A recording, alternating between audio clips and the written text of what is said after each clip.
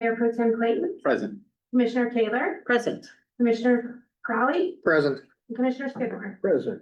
I would like to welcome everyone here in the audience as well as everyone watching or listening at home. We will begin today's meeting with the Pledge of Allegiance, followed by the invocation by Pastor Nathan Mudd with Ottawa Community Church.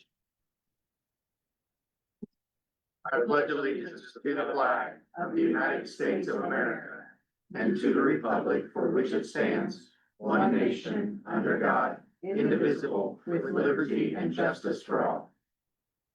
Let's pray. From the words of Psalm 5. Give ear to our words, O Lord. Give attention to the sound of my voice, my King and my God, for to you do I pray. Lord, in the morning you hear our voice. In the morning you watch.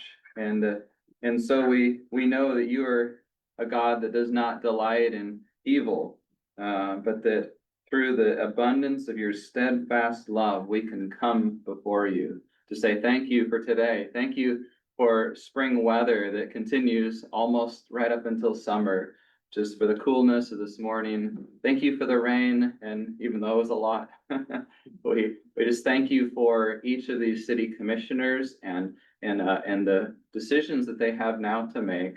Just praying for wisdom, for guidance for them, and thankful for all of the city staff and everybody who's caring for our town. We thank you for this place to live. We thank you and ask for a unity now in the decisions, and we ask for all this in Jesus' name. Amen. Thank you, Pastor. We'll go on to public comments. Do we have any registered? We have none registered. Okay.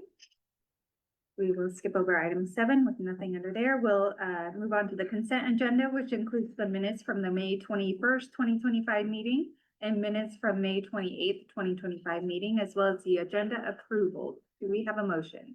So moved. We have a second. All in favor say aye. Aye. All opposed? Motion carries.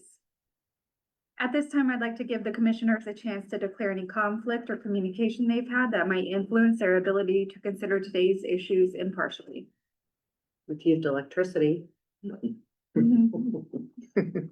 and we've all used stormwater. Recently to it. Yeah. We will go on, we'll move past unfinished business, start with new business. We will start with item 11A. Review of the 2026 operating budget for electric fund. The proposed 2026 operating budget will be presented for discussion and consensus, and Director Landis and Director Sneeden will be presenting.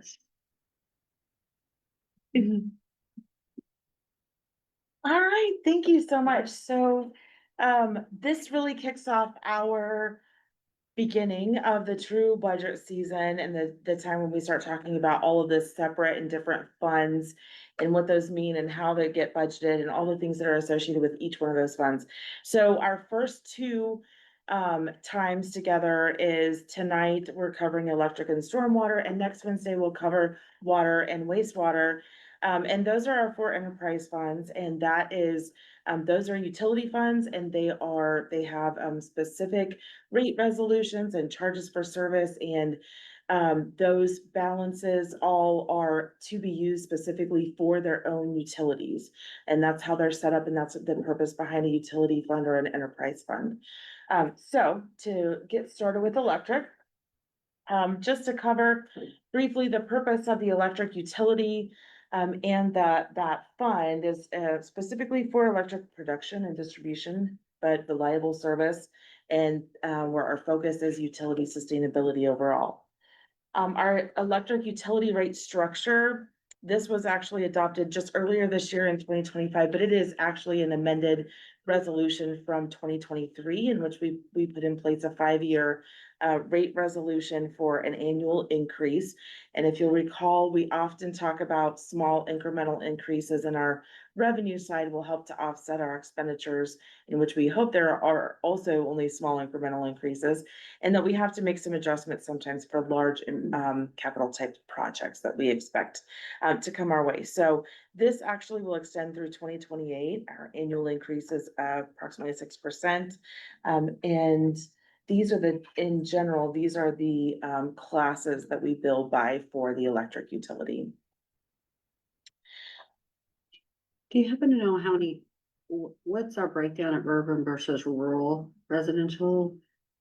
I just didn't know if it may have been somewhere else that I missed it, and I certainly am sorry if I did. It was on your cover page and says 5,420. Do you mean how many customers we have? Mhm. You know what? I Rural actually versus don't urban. have those numbers, broken down by class. Okay, that's all right. Don't worry about it. I can, Yeah, I have 5,455 total customers, but, we'll get that to you. Thank you. Okay, this is a financial summary. This was included in your materials that were in the packet. Nothing is different here, other than the points that I wanted to make on this is just to show you that there are, these are by summarized categories, so one for each division that's within the electric fund for expenditure side, and then by classification of revenue sources for the electric fund overall. This will be a little more better reflected on the next slide, but to show you that ending fund balance that you see at the bottom is a declining fund balance. That is not necessarily a bad thing always, but in this case, we do have some rather large projects coming up in our next 5 years after the proposed budget that's in front of you, and so we do want to talk a little bit about that. Also, we had talked in the last couple of years about that current fund balance and how that seems to be high, and I think we've had some people even comment on that, maybe even from the public side. And the reason for that is because there was a time when we stopped spending all of anything outside of just major or ongoing regular operational type costs. We didn't do any large projects for several years. And so that really started to build that fund balance. And then we are now back to being able to be prepared for design, study design and construct those large projects. And that's where you start seeing those expenditures coming into play here. At the same time as we had that larger fund balance, we also created an electric CIP fund so that we could start reserving some of those dollars for those known capital projects that were coming, and we'll show you how that's reflected here just shortly. But those dollars are not included here in this current fund balance. The charges for service that generates approximately 950,000 per year.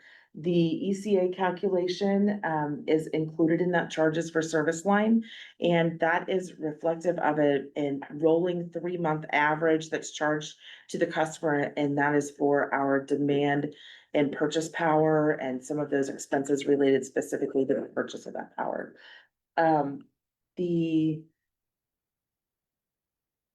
In the expenditure side, you should see here that under our GRDA renewed contract that we just recently talked about, that there's 5% increase calculated there, which is where you might see some larger expenses coming into play over time.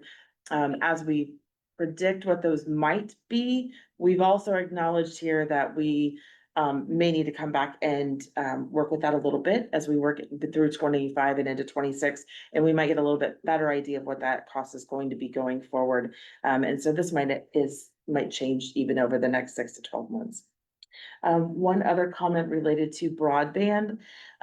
The city does own and operate a broadband service for a select type of business, like commercial businesses, and we started this broadband service several years ago when broadband wasn't, or high-speed internet wasn't available in Ottawa.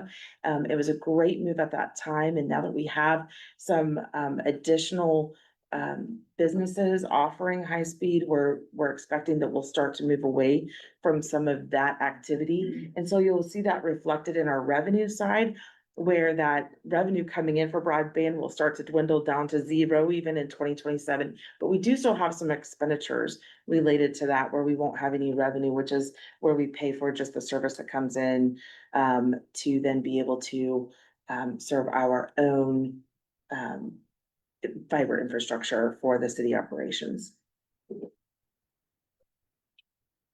While we're on that page, Sure. I just noticed our delinquency rate, has it gone up by 22%? Thank you for mentioning that. I put it in the memo and then I forgot to put it on the slide. Yeah.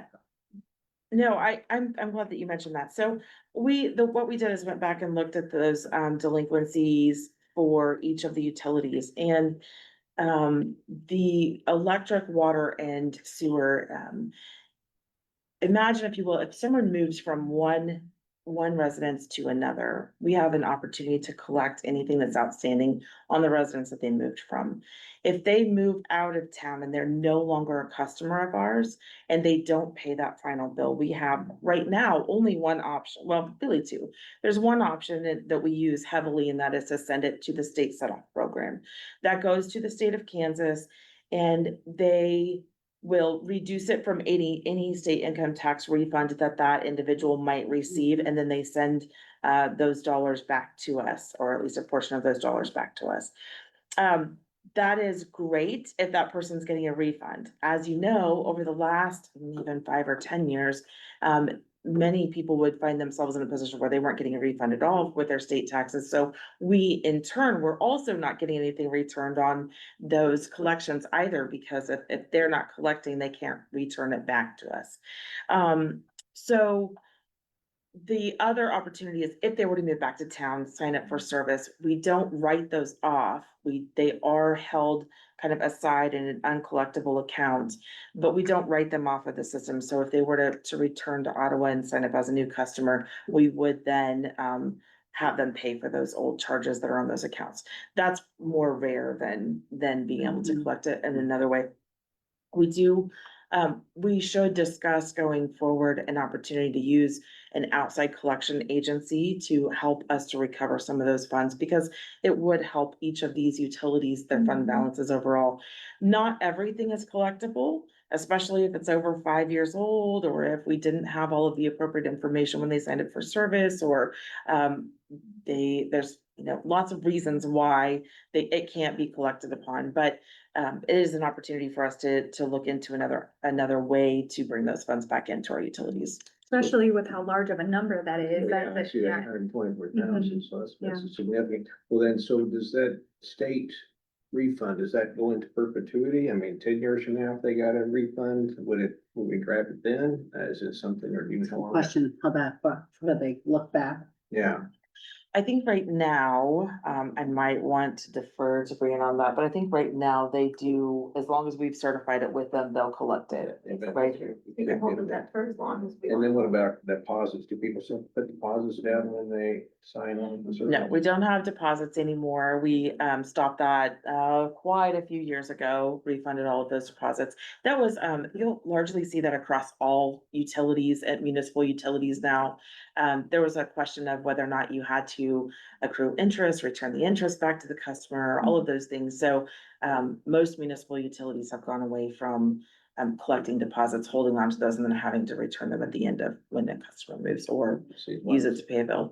See, when people leave and we don't have any, hedge against this risk, I guess, what I'm saying. So Yes. that is a pretty significant number. Now, when Or- someone is, Go I'm ahead. sorry. I was just gonna say, on these, are we able, obviously renting folks would be a little different, but to work with title companies to essentially put it at their, on their closing statement, someone sells a home, you pay all your taxes if you're delinquent, you catch up on everything. Is there a way to work with them, kind of certify that as, money due on that property when they would potentially sell and have proceeds? Yeah, that's a great question. So we don't currently certify these as past due or anything with our county now that might sit on that tax statement. There are some municipalities that are able to do that through their counties, and largely if it's a utility where they don't have a means by collecting, like if they only have a wastewater utility or something where they can't shut it off, or have a really difficult time collecting, or it's a specific amount every month and it's not difficult to certify to the county. Remember that you can only certify things to the county once a year, and it only comes out on the tax statement once per year. So, if they sell that property prior to it being certified for that year, you still wouldn't be able to collect it. So, it does offer some challenges as well. It's another opportunity, but we have not discussed that with the county. Well, that just kind of, about a tax or a cost to our paying customers really, that are basically having to pay that delinquency, or in essence, we are, but anyway, that's just that number. Can you tell me, like last year, was it 500,000 or was it similar to this, or how many total dollars? I know this is a accumulative number here, right? Years after years after years, we're up to 824. It is, I did not bring those numbers. And that's just the general, we can get that, I can get that later. Yeah, that's fine. We'll send that out to you. We have it. I know that she did the research on it. I just didn't bring that in with me. Thanks. Sure. So this is just a visual of what's happening with our expenditures and our fund balance. So the expenditures are the blue line, and you can see as those go up, the gray line tends to dip down because our revenue doesn't keep up with our expenditures overall. And then the orange line represents our fund balance policy minimum. So our fund balance policy says that we'll target a 20% fund balance for basically all of our funds. And sometimes we're able to meet that and sometimes we're not, for a variety of reasons, or we're working back towards that in any particular fund. In this case, this shows that that fund balance would dip below that line in 2026. But like I said, we need to go back and really take a good look at if the ECAs are recovering, if we have it in here the way that it should be in our projections for revenue overall, if our expenditures are realistic for the demand and purchase power. So that could possibly even change before we bring you back a finalized budget in August.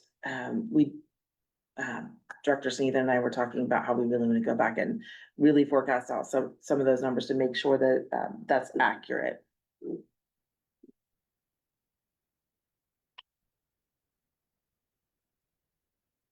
This is a visual of our current working draft of and largely finalized draft of our strategic pillars that we're using to develop our goals, objectives, key results, KPIs across the organization. And when we put together our budget documents, we really tried to include in the budget highlights how those items, those key items within each fund relate to these pillars. And so we should be able to go back through and kind of be able to check those off and say, hey, we've done X, Y, and Z that we had indicated that were goals for their city overall. And we know that there are some short-term goals and some long-term goals included here, but overall, these are really the things that we're targeting as being important and specific to where we're headed over the current and upcoming years. Just to add to that, 30 of our 45 projects that are listed in budget highlights this year in the electric fund alone are for that infrastructure and stewardship resources. So we are heavily involved in upgrading that infrastructure and making sure that it stays reliable for us. Great point.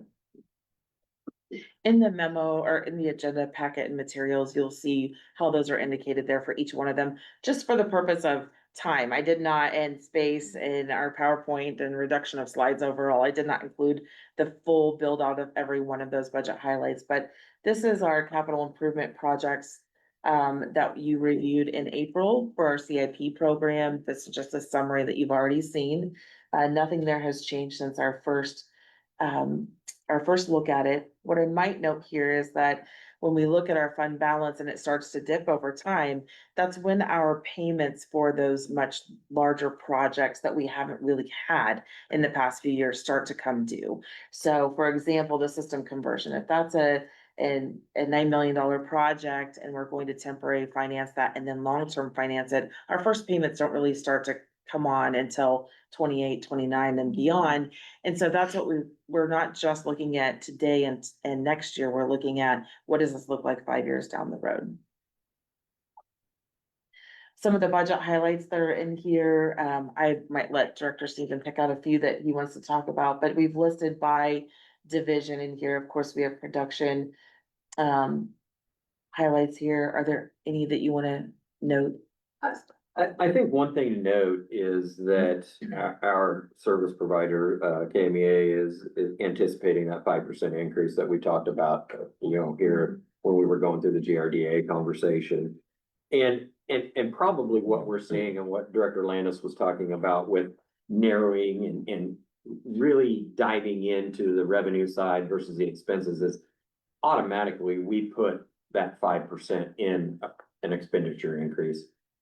And though we may not see that 5% directly back in revenues, we feel that maybe we can adjust those a little bit to where that line won't dip down so much. But we have a lot of kind of diving into the weeds and some of that stuff to really to understand that. One of the main things that we're going through now that I'll actually talk about later is the river crossing design. That's part of the capital improvement project that's this year. We had scheduled for a grant, a neighborhood grant that has been pushed off until at least 27 for us because all those folks that applied for the 25 grant was pushed out to the 26. So although it says that it's a $1.2 million construction in 26, probably not going to happen. But as you guys all know, that in a grant process, they love things ready to go, ready to build. So that design process is starting today, actually last week, and that will be carried out for the next 30 weeks.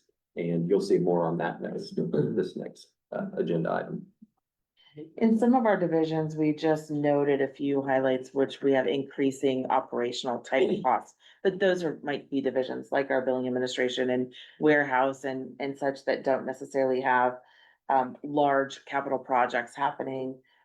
Here is some of the highlights for the distribution division as well. Noting that many of these most of these are ongoing costs. Things like the design for the traffic signal are things that we talked about when we were reviewing the capital improvement program, and some of those are being paid for by the electric CIP fund as well, and not necessarily coming specifically out of here.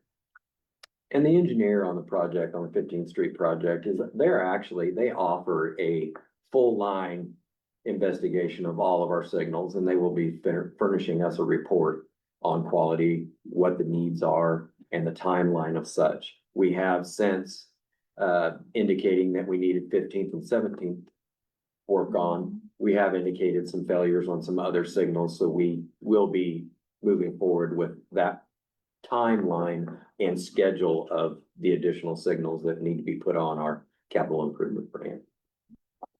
Director Leaders, would you mind going back? No, it'd be 2 slides. Okay, we have had the conversation over and over again, and I know that we always have hesitancy about the credit card fees. But currently, if you're paying with a credit card for your electric bill, we are eating that fee, the 3.5%. And there are very few places anymore that the business actually eats that 3.5%. So you're getting 3.5% off of your electric bill, because we're passing that on to wherever your credit card is. And I wish as a commission, we would actually address that. Because I understand, the concern about the debt, the people who aren't paying their debt, but we're really eating a lot. And that 10,000 is an increase. So what are we actually paying each year roughly? Do you know? I was looking, I'm afraid to ask. I don't know. I don't think you do want to know. yeah, Yes, our maybe our debt. revised budget for 25 is 183,000, so 90,000. Exceeds the increase in the. And I know it delinquency. started January 1st, that it's legal to do that, to push it back. Because before that, you had to be a convenience fee. I'll let Blaine obviously allude more to that, but I know Yeah. in construction, we've just been able to kind of put that on clients instead of giving them the option. And so I think there was federal law that was passed that took effect this year. So if we want to look at doing that, I think I will obviously defer to our legal guidance, but I think we would actually be able to do that too. I know the county's doing it now though, aren't they? Well, You go you've to done your pay- tags, you get Mhm. paid tags. That's what you have to sign a second piece of paper electing that it's an Oh, additional I see. charge. That's what- Okay. So, many of your municipalities will separate out how they charge that fee right now. Oftentimes they don't apply it to utility payments, but they will apply it to things like building fees, or so if you pay for your permit fees via credit card, the city's then eating 3.5, 3% of whatever that might be, for municipal court, on a variety of things that they'll apply that to. You'll even notice that in some motor vehicle departments, they'll charge so much for even paying it, not for just coming in to make a payment in addition to the credit card fee. So there's a variety of ways that they've been passing on fees for a while. And I think you just have to weigh out what you're trying to accomplish with the acceptance of cards and as opposed to cash or checks. But we're happy to bring that to you, over the next probably couple of months. Do you know on that, can we do ACH? Cause I know typically it's like a 1% or a lower percentage as well. Is there a fee attached with ACH? There's not right No. now, it's a very.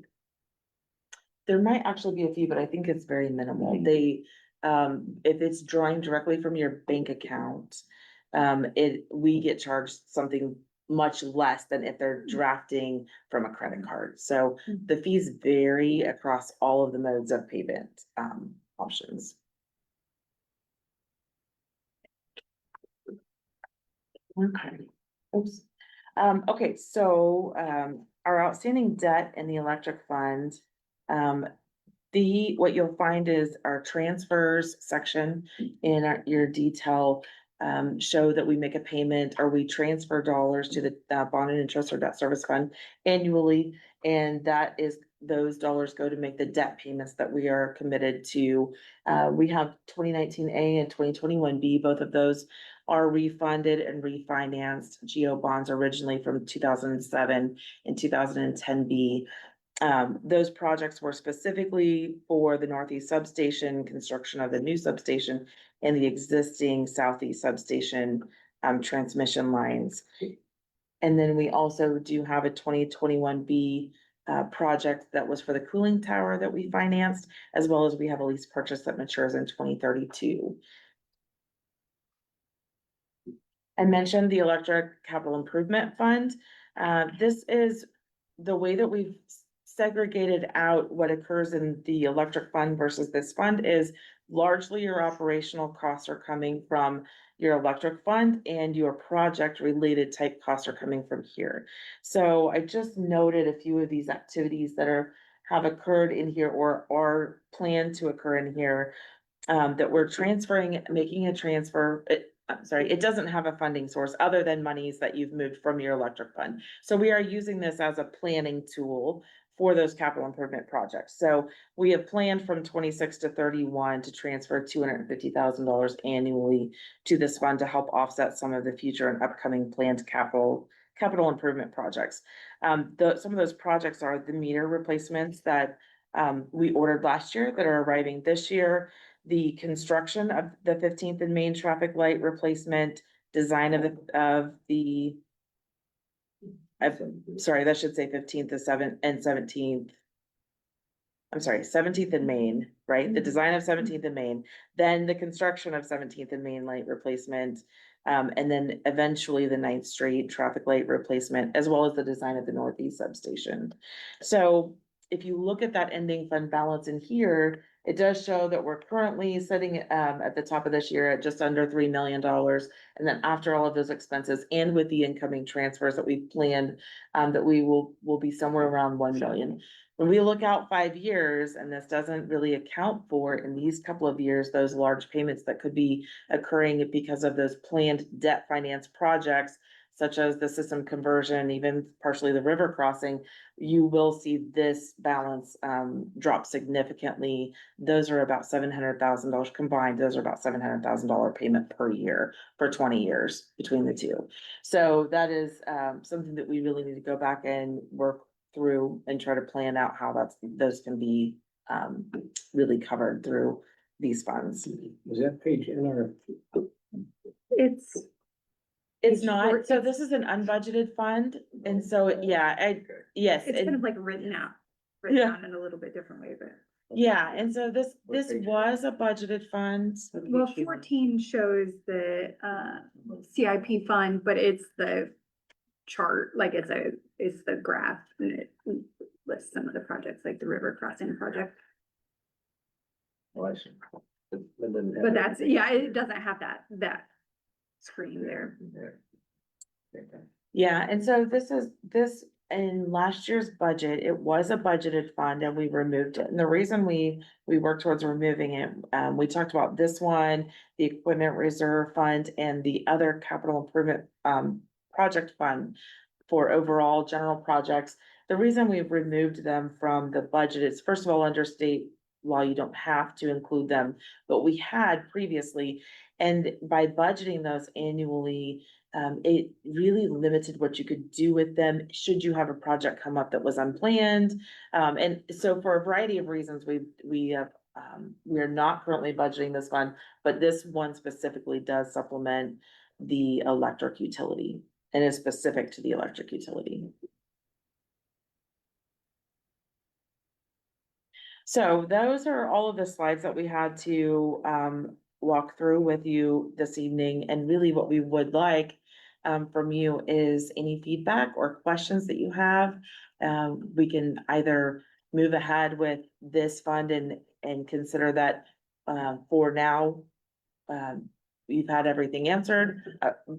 There's a couple of questions that we have written down that we'll bring back those answers to you, but if you have concerns with the financials, if you'd like to see something different, we're happy to make those adjustments or consider them, and then bring that back to you yet at another time.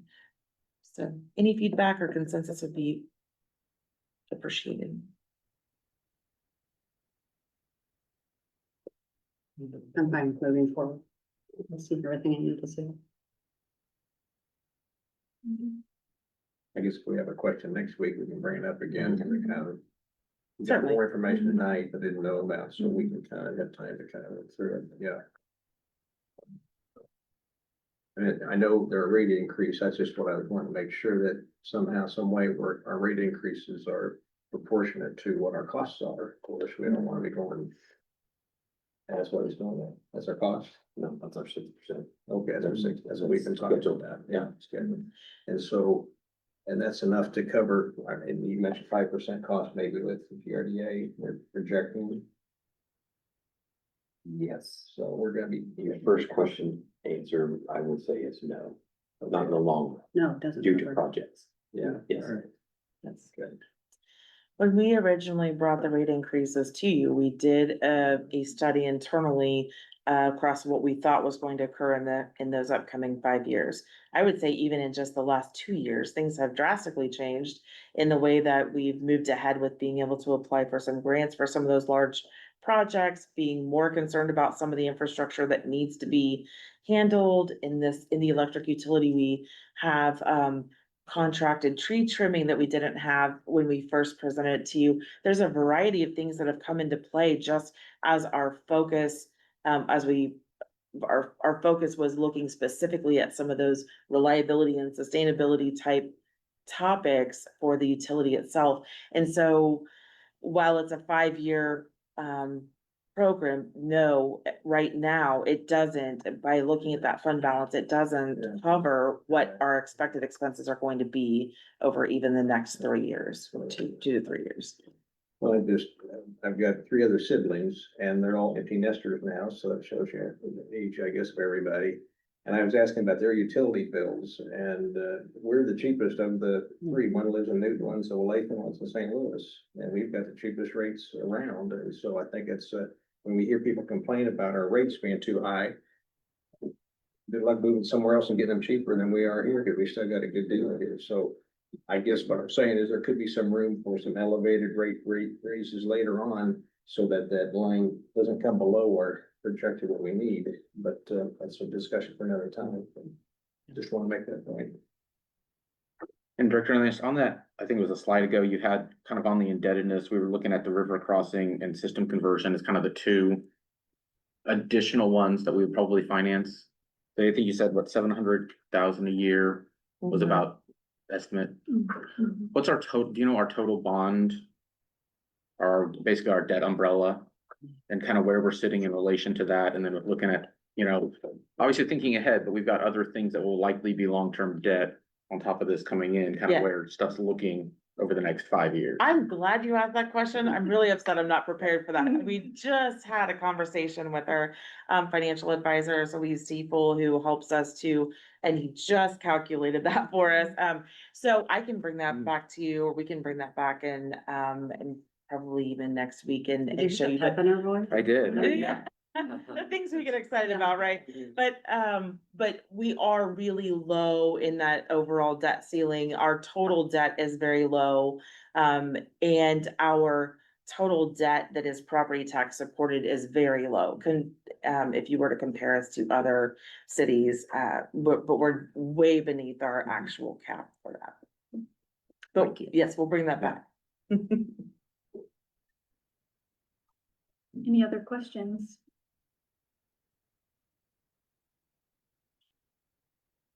I think we're good. Okay. Thank you. Since it's Director Landis's time to shine, we'll move on to item 11B. I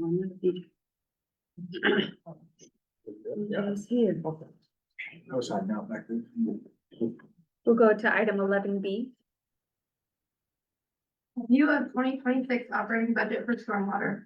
The proposed 2026 operating budget will be presented for discussion and consensus, and we have Director Landis and Director Welsh here to present this item. Thanks. We're back again. This is the second of our fourth utility that we're reviewing for our 2026 budget. Now, I did actually fail to mention it when we were talking about the electric fund. In fact, all of the funds and divisions that we're bringing to you, we are showing you in that detail our 2026 proposed budget, but we're also projecting what we think the 27 might look like as well. So if you see 27 in there, that won't actually be an adopted budget, but it does give us an indication of where we're going, down the road. And so I do want to make sure that I've noted that in case anyone's wondering why it is there. So our stormwater utility is really, our purposes there are stormwater management, water quality improvement, and flood control overall. And our stormwater rate structure was really put in place in 2012, and we have not changed it since. So we have not had annual increases or any type of increase since then. So for a residential customer, they do pay $4 per month. And for a commercial or non-residential customer, it could be any type of non-residential customer, they do pay by a calculation, which is noted here. I do have a calculation of what that looks like for a non-residential if you're interested. But this is the calculation right here as it's noted, and it does change per customer because of the impervious surface that they have on each one of their parcels. I'll mention too that calculation is explained on our city website under the stormwater tab, if anybody's interested.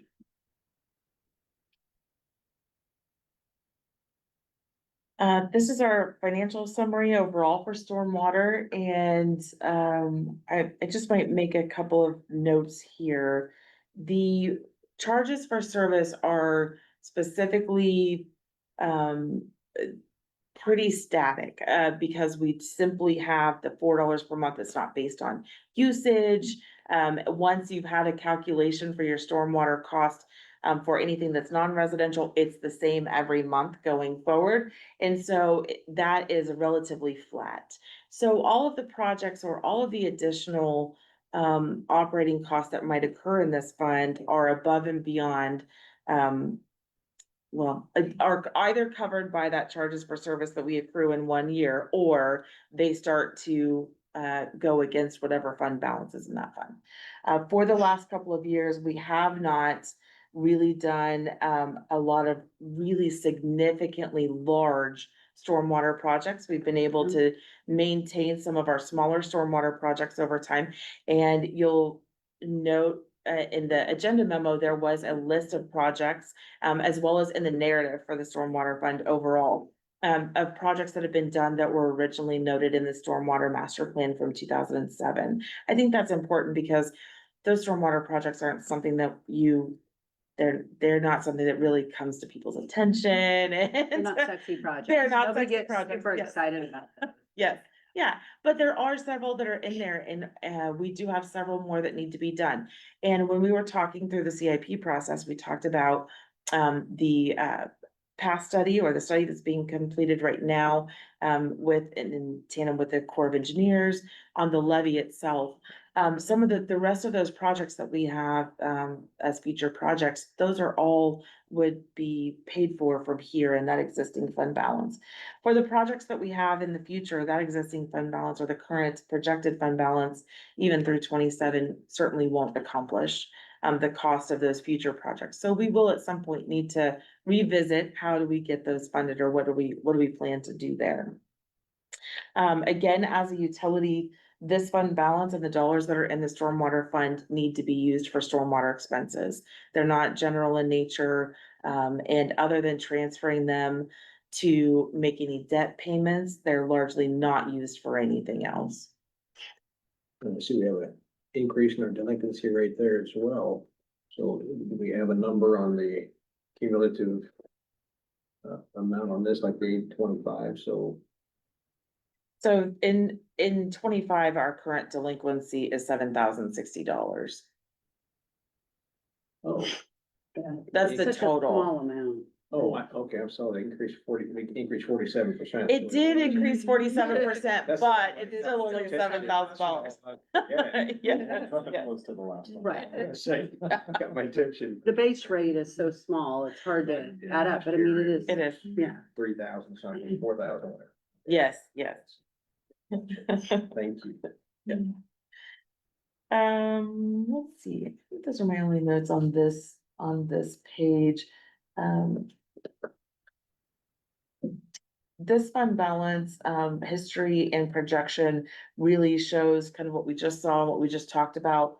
Our expenditures, they fluctuate slightly, but not an incredible amount through 27 or even all the way through 2030. But that's because those large projects are not reflected in here yet. And the reason for that, to even further talk about that is that study that's currently being done will then indicate us once it's designed for the levee project, that levee project will be designed, then it'll need to be constructed. And then once that system can actually accept the water that's coming to the levee, and then we will be able to address some of those other projects. Some of the other projects that are sitting on our radar right now are an improvement to Skunk Run from on Fifth Street from Hickory to Maine, Oak and Poplar from Fifth Street to 9th Street, and then a downtown stormwater study that needs to be done and a system design. And those are not small projects. So we will again have to address that later. I might also know that fund balance policy minimum is significantly lower than our current fund balance. But again, we have future projects those dollars will have to go towards. So anything that we can accumulate over time until then will certainly help in that regard. Included in here, I think I failed to mention also that we are reserving dollars for the replacement of the street sweeper. And we have been for the last couple of years, so we know what that approximate cost will be. I think 25 and 26 are our last two transfers, and with the idea that we will purchase a new one in 2026. And so that's been included in the expenditures here as well.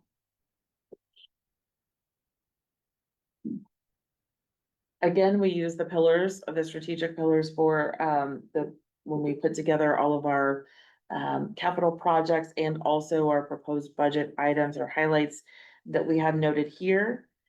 Other than the study that's a partnership, right now we do have the citywide cleanup is paid from the stormwater fund, and we have the transfer of debt for outstanding debt payments that occur there. Otherwise, other than the transfers for reserve of the streets to replace the streets before, there really aren't any large expenditures coming from this fund.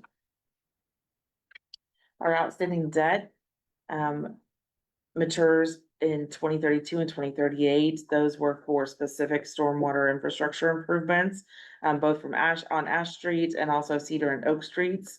And, those debt payments again are transferred to the bond and interest fund, and then we, make those payments from there. And that's all of the financial information we brought to you. Do you have anything to add overall? This one was pretty straightforward, just because of there aren't a whole lot of stormwater projects that we're gonna be doing prior to receiving that information back from that past study. Ooh, will you go back one and start from? Okay, so when we did the First to Seventh Street on Ash. Only silly on this one, but did we talk about doing 7th to 15th or 7th to 11th or 7th to at all extending that? And I'm sure, do you happen to remember having a I wasn't part of conversation that of conversation extending? if it did take place. Yeah, I mean, I know it was a major, and it was a huge upgrade for Ash. I mean, because they had water, there was, just didn't have anywhere to go for quite some time. Yeah. Heard from lots of citizens on that one. And maybe we don't have similar problems from 7th to 11th or 7th to, not sure, too. We do have similar problems. No, but do you remember us having that I just conversation? remember moving south of Seventh. I don't remember having any I conversation thought about we it. had it with Michael. I thought when Paisley was here that we had that conversation that I time can't remember. for some reason. You know, I know it's needed for sure. I'll do a little research. Yeah. Probably have a note about it A somewhere. lot of the things too are specifically addressed, the stormwater master plan from 2007. Yeah. I don't remember seeing 7th Street South on Ash in that. I'm not saying that it isn't there, but Yeah, a lot of the bigger projects that we have done or, you know, are moving forward planning to do are represented in that 2007 stormwater study. So, yeah. But yeah, I wasn't a part of that conversation. Yeah. So I wouldn't remember. and it may have just been a really high level conversation. We just had it quickly and moved on. The difference it made in Ash Street was huge. It is a big difference. From first Did to you say it's a 2007 study? Are we updating that one? So the plan is, once we get our past study back, Okay. once that information comes back to us, then we're gonna to revamp the stormwater system. So I would assume since 2007, some things have probably become more imminent than others. I took Yeah. notes yesterday, driving around. Yeah. Every street was. Oh, that's a lot. Yeah, it Yeah. I kind of a question for, I mean, either of you, looking under contractual services, we have environmental compliance and then kind of service agreements compliance. Could you kind of touch on what kind of, with stormwater, what do we really do for environmental compliance? That's, you know, that kind of goes into that. And then the 78,000 for the service agreements compliance is new. It was in the actual of 2024 was nothing. And then now it's 78,000. So kind of what that is going towards? So the 78,000 that was moved over that you're seeing that's new on the service agreement, that was actually transferred over from other contractuals. So in 25, we adopted that 100,000 that we see in other contractuals. So we transferred that 78,000 over to better represent exactly what that money was going to in the service agreement. So that is the company that is helping us out with our MS4 permit. That's where those funds are going, that 78,000. Okay. So, and what was the other? Just the environmental compliance. I know we have 30 a year. What? So the environmental compliance, that's like our dump fees basically that come out of our street sweeping. Oh, okay. That's what that would be. Okay. Thank you. TJ, can you let us know what the MS4 permit is? Make me recite. I want to see if I've got it written down here, so I can tell you exactly what that's means for. So the municipal separate storm sewer system. So basically that system makes sure that all the cities that are required to operate underneath that MS4, that they are in compliance for all of the waters that are going into rivers and such, that we're not dumping any type of chemical or anything that shouldn't be going into our river system. So we're required. to It is do that. required. Thank you. Oops, any other questions? think it's just something, good to point out. We, talk about $30,000 from the street sweeper, $30,000 that we all, a month ago had citywide cleanup. If you come to one of the locations, there's how many dumpsters and crews, and the amount of trash you see come out of the community. I'll bring loads to it as well. It's always amazing. And so while it's a cost, I think the benefit we provide to people, that it's free. If we start taking loads to the dump, you start understanding how expensive that can really be. And so I think that's a great use of funds to have that available for people twice a year. When we get all of that stuff totaled up, I'll bring you back the numbers, just so that way you guys can understand how much we actually did haul off. As far as tonnage and because we also accept tires at one of those locations, so part of that 30,000 would be paying to remove those tires.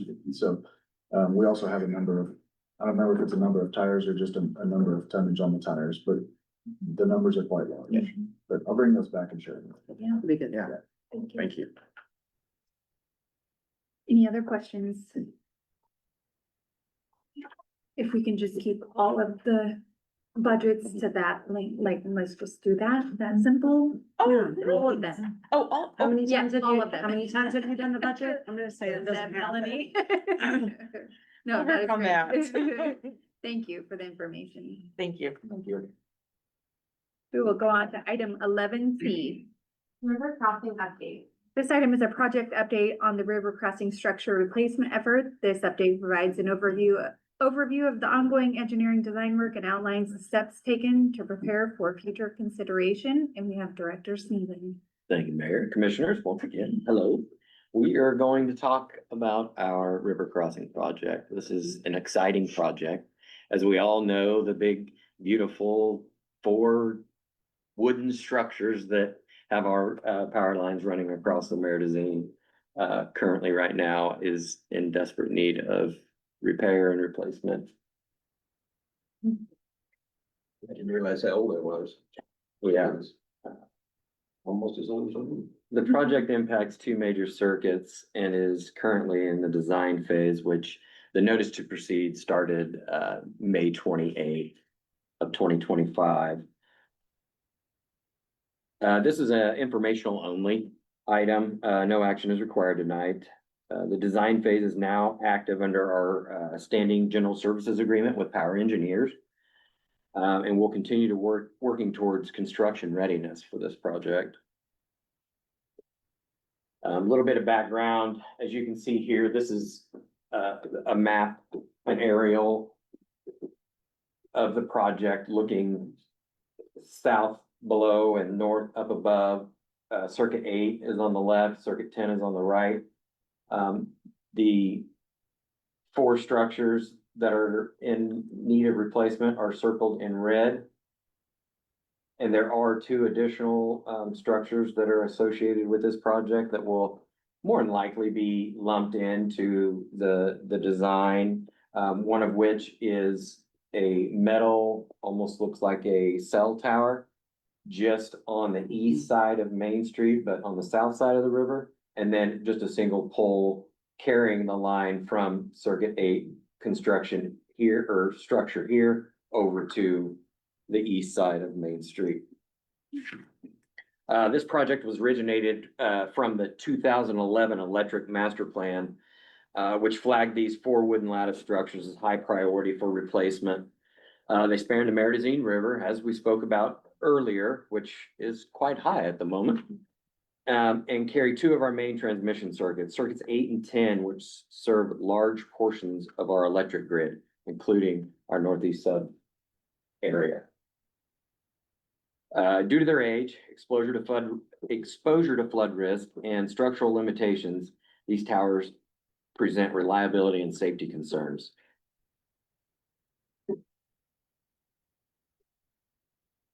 Few pictures of the structures that we currently have now. As you can see, there's a lot going on in these photos. And as you can tell, wood poles over time, they decrease in structure ability.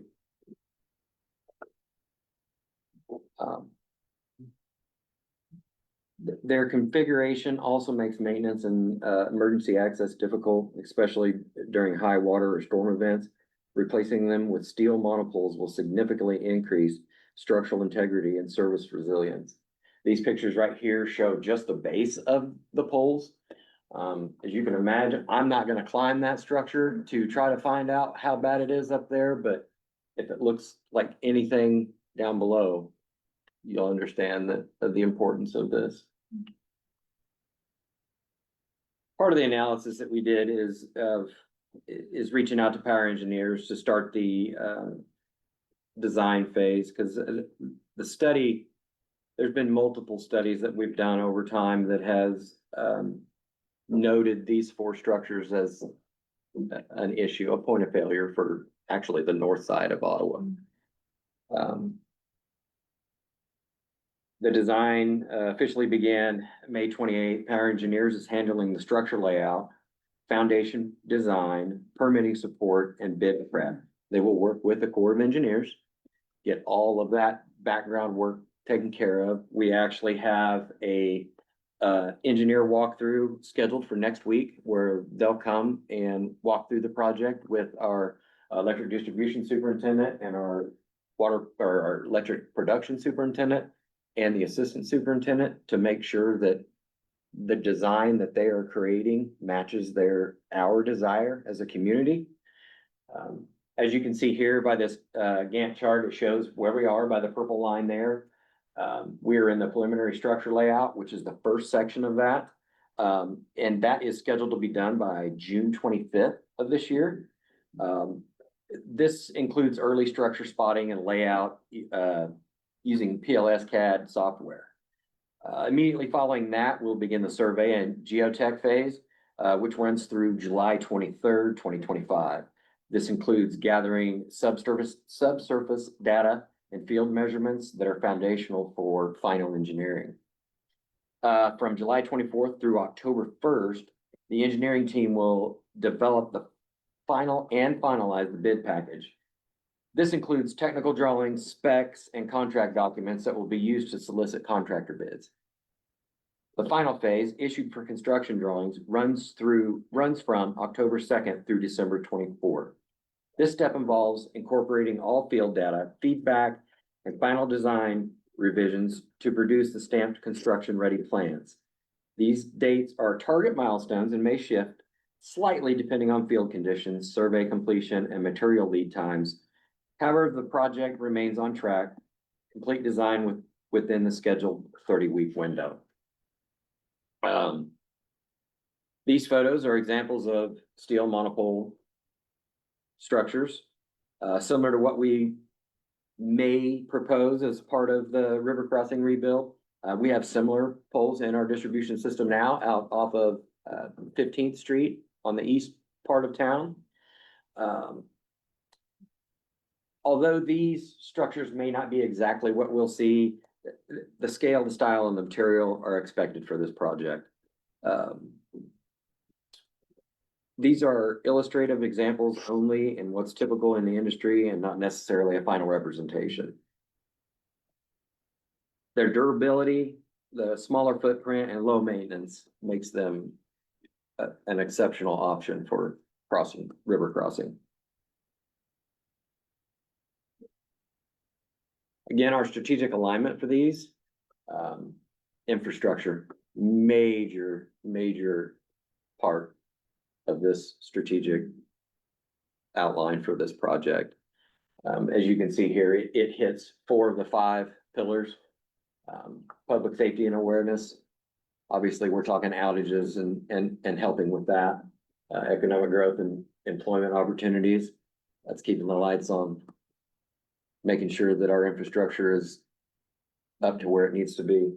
And then quality of life, community development, and minimizes risk of major outages that can disrupt homes and businesses and such. I briefly spoke about this earlier, about the federal funding status of this. We did apply for the community project funding for this. And we were notified earlier, it was probably late last month, that due to a federal delay in the fiscal year 2025 CPF cycle, that all of our requests were shifted to the 26, or actually the 27 fiscal year. And those usually don't get awarded until late fall, but early fall to, October, November. So we wouldn't have known if we would have gained that anyway. So that's where that $1.2 million project, that engineer's estimate comes into play on that CIP project list. Do you know on those funds? Would they be able to be awarded post-construction? If construction took place, if we had applied, construction took place, would we be able to get that after? I don't Even if the believe so. rules are Yeah. yes today, it can change tomorrow. I mean, it's the reality. Subject to congressional Yeah, appropriation. so. So the program could still be quote unquote active, but unfunded. And that's why we didn't stop the process. When we started the whole design theory of this, we were thinking, okay, we've got this grant, it matches with the recommendations of what we need to apply for. And we're like, okay, well, we need to get this design phase done, so that way it's shelf ready, it's ready to produce into that grant process. And then we didn't stop it when we found out. So we'll be ready to submit any other grant opportunity that comes about. We're fishing through all sorts. Our city clerk is wonderful at looking through all sources of grant opportunities. Make sure you put that in the minutes. Yeah. Well, and as you mentioned before, I mean, a lot of the grants like to see projects that are ready to go, and so this needs done anyway. So to get us to that point where when the timing comes for the grant funding, it'll It's be- one of two major projects that we have on the horizon, one of which is a system conversion that we've heard about for many, many years. And these two structures here, which support each other. And it's been on the project list since 2011. I mean, it Yes. says. Yep. The master plan report since 2011, 14 years. Around this table, some of us have children that are older than the master plan report and they're And being asked, I'm assuming if we look back at yeah. I mean, further documents, the 07, 05 range, you'll probably Yeah. see the same. Yeah. Director Smith, could you go, back to your kind of first slide, sorry. Could you just touch on do circuits, sorry, you can go for it, you have the map, That one? yeah, Okay. Can you touch on, do circuits 8 and 10 need to be separate? Do we need to have, in this case, four towers? Is it a redundancy thing? Kind of, can you touch on why potentially they would need to stay this way if we're redoing the whole crossing? I will let Mr. Thompson answer that. Recommended by power engineer that we do stay with this. Okay, But just to make it simple, 8 is already on that side, so even if we took them both over, 10's on this side, if we took them both over, we'd have to then go across anyway on the other side, and yeah, it's just, this simplifies it. Especially to work on them and if you have something happen to one, you're not losing both circuits and. okay, thank you. And then Director Sneathan, just, obviously we had rains, we're in storm season, you may not. If something happens, a storm rolls through town and one of these structures were to have a catastrophic failure, what would that kind of look like today before we could get to that point? Well, we can feed one circuit from the north, there just wouldn't be, if something happened on that side, there's no way to back it up. So, I mean, it's not like it would be, well, it would be critical. Yeah. But there's just no other way to, then you're with that, and if something happens to both of them, then you're done. We wouldn't be able to bring it back to the Second Street substation where we have backup generation. So yeah, basically succinctly, these are bottleneck points that impact the entire north side if something were to fail at either. Points of Yeah. Yep. catastrophic. This work is being performed under the city's existing general service agreement, like I spoke about with power engineers. Meaning the separate contract is not needed. For this portion of the project, a detailed task order outlines the scope, timeline, compensation, keeping us within procurement compliance. From a legal standpoint, All design work is being executed under our existing general services agreement. Formal task orders outlines the scope, deliverables, and fee structure, ensuring we stay within our procurement policy. And, this was approved as to form. And as you know, we've got members of staff sitting behind me that are the experts in the field of this project. And so if you have any questions for myself or them, we are here for those. Any questions? I think you answered them all. So our plan still is kind of looking at really just best option, long-term debt. Once we get a plan back, get kind of a price opinion on that. Yes.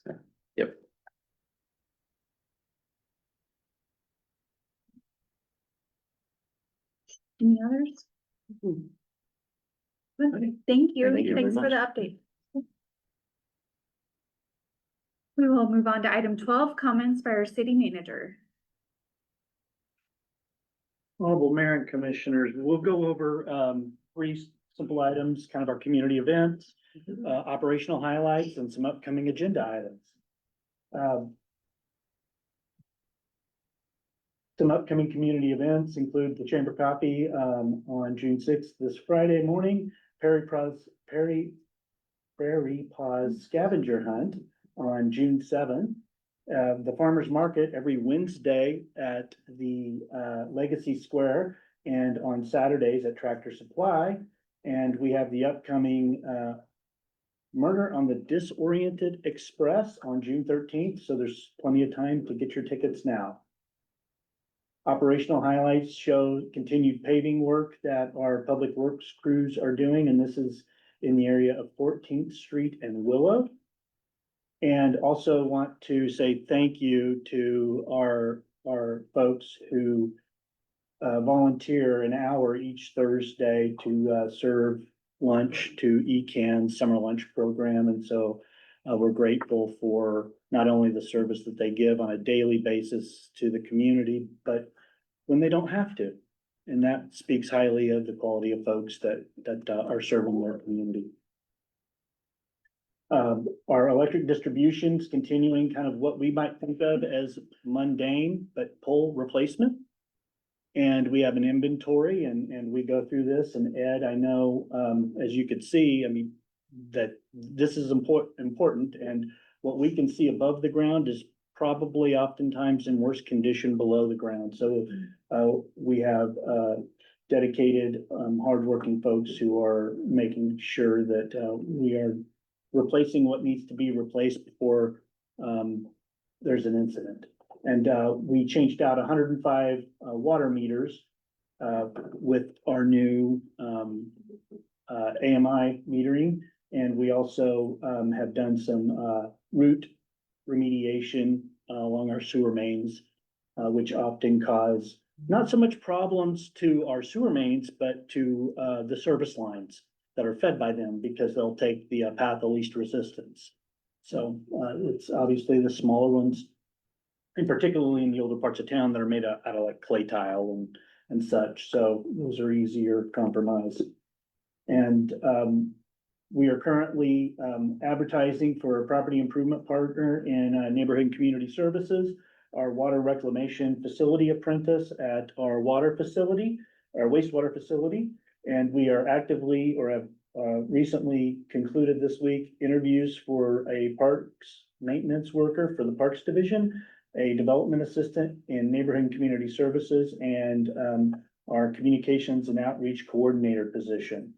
We have a planning commission scheduled for Wednesday, June 11th, and folks can download that through the planning commission boards and commissions page. That concludes my report. If there are no questions of myself or another member of staff.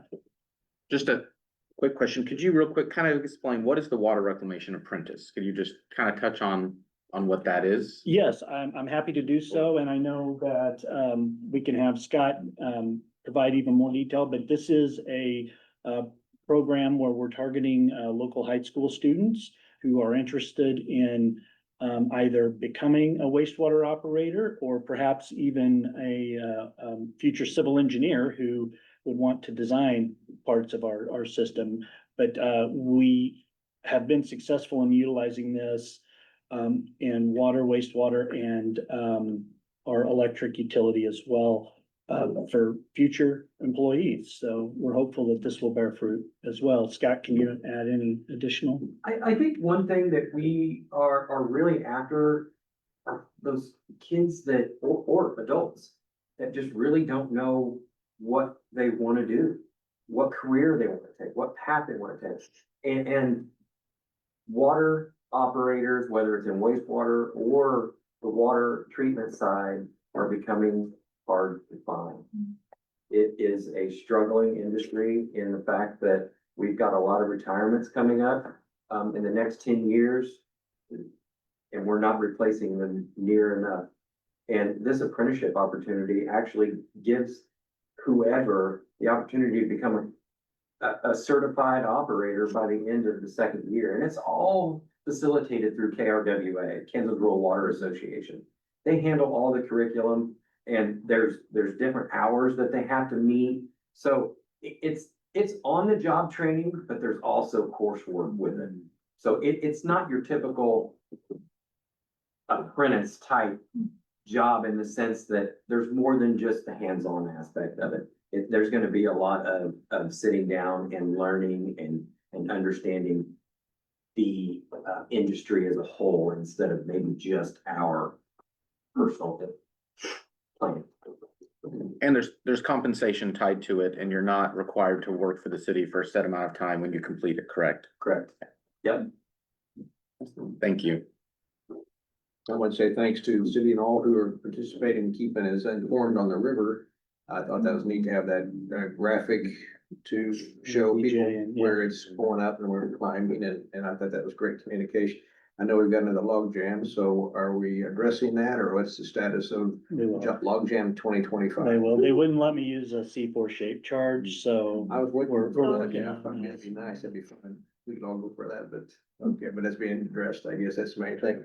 And then are the pumps working adequately as far as getting water? I'll let Director Welsh Okay. provide additional info on that. The pumps are all functioning the way that they're supposed to. One of the pumps seems to be trailing a little bit farther behind than what we'd like, so we had to put one of our auxiliary pumps into that holding pond over there on Willow Street, just to make for sure that it was pumping the way that, or we were moving the water faster than it was coming in. So that seemed to be the only one at the time that was struggling, I guess you might say. All the other ones seem to be functioning like they should. Like, what is it, Tiger pumps, is that what we got? And it's important to note that those pumps are essentially moving the water on our side of the levee Right. into the levee. So it's important that. Well, it's kind of a good test to see how they're gonna work. We've got to talk about this engineer's report and how old those pumps are. They're in the sixties, I guess, when they were installed with the levees, so. So I guess that's a good test. All right.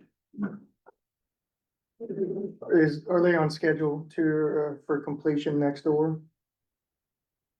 The commission chambers? Yes. Yes, in fact, if you wanna poke your head in, you'll see that they've got a dais and a nice, radius arc, and I think you'll be pleased at the end of it. What was that date expected? I was gonna say, I thought it was late June, early July, but I don't remember the date. I'm sorry. Has staff had any other conversations about a remote location for us? We have had, and we will follow up with you. And we're hopeful for a couple of different venues, all of which would be kind of public facilities, parks and such. And may even have a good response if we're able to get some cooperative weather, say over at Legacy Square during our farmer's market. Good. That would be good. I think it'd be a great idea. Thank you. Okay, thank you. We'll move on to comments by the governing body. We'll start with Commissioner Crowley, No comments. Commissioner Kaler, Not at this time. Commissioner Skidmore, Mayor Pro Tem Clayton. Oh, too many. I'll make up for you guys. Don't worry. I just wanted to say, it was great. I saw the Special Olympics torch run. There were a lot of COF clients downtown today, so that was awesome to see. Thankfully, we had a little better weather today than yesterday. It was a beautiful morning out there. So congratulations to all of those people who got to take part in that. Obviously, thank you to all the crews who've been working, you know, watching the gates, doing all of that type of stuff, keeping the information out about that. I did yesterday go check out Kansa Park, and I think Kansa with the pond will be pretty cool. Yeah. I went and walked around in the rain, and it was pretty cool to see. I don't know how the disc golfers would feel about that. Couple of their little island greens. Water is not. Yes, it was a little tough, but it was cool. I want to do a plug. Advent Health is doing a Safe Sitter course June 13th.